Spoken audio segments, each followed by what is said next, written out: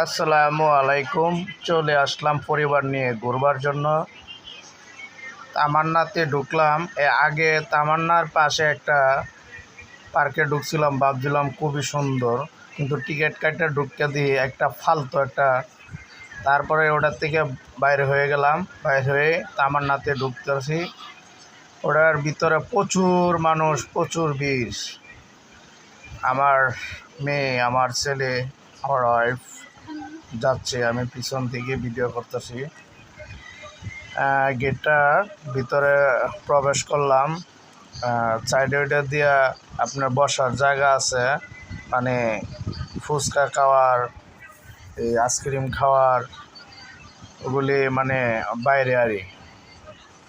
ওগুলি আবার ভিডিওতে দেখি ইউটিউবে। যাক, কাউন্টারে চলে গেলাম। কাউন্টারে গিয়া দেখি কী অবস্থা।